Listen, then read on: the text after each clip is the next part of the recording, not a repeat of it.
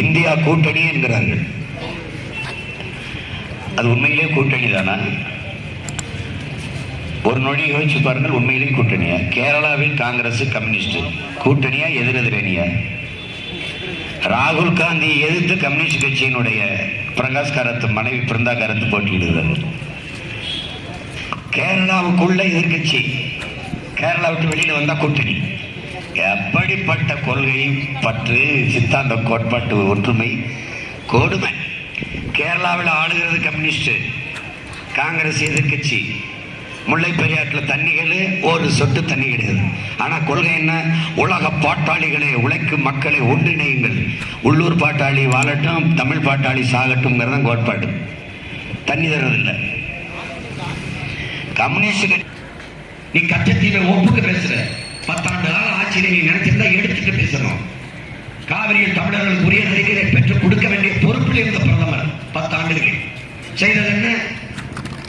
இப்ப மட்டும் நாங்கள் வந்தால் முறைப்படி காவிரி நதிநீர் உரிமையை பெற்றுக் கொடுப்போங்கிற வார்த்தையை பதிவு செய்ய முடியுமா? பதிவு செய்தால் அங்கே பாரதிய ஜனதா தோற்றுவிடும் கர்நாடகா. அப்ப அந்த மாநில தேர்தல் வெற்றிக்காக தமிழ் தேசிய மக்களின் உரிமையை பறிவுடுக்க நீங்கள் தயாராகிட்டீர்கள். எங்களை மனிதர்களாக மதிக்கணும்.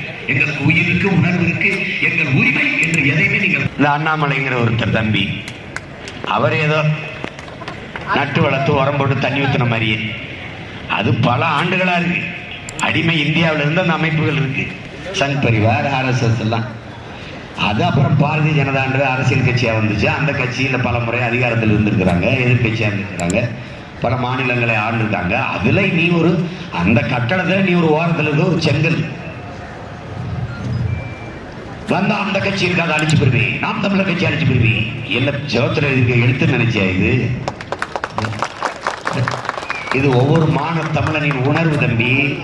ரொம்ப ஆடாத, ரொம்ப ஆடக்கூடாது. என் கட்சி அப்படி கிடையாது.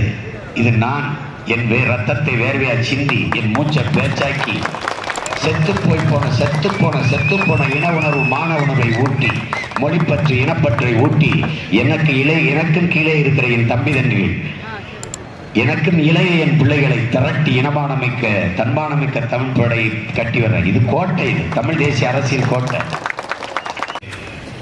இதுகிட்ட வந்து கையான்னு கத்திட்டு போனா நான் அமைதியா இருக்கனால அமைதியா நின்றுச்சு. இல்லைன்னா என்ன ஆகும்? ஆஸ்பத்திரி தான் எல்லாம் இருந்திருக்கணும்.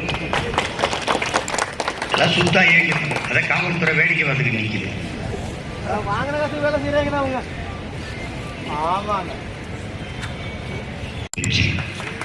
தமிழர்களின் இனமானத்திற்கான வெற்றி.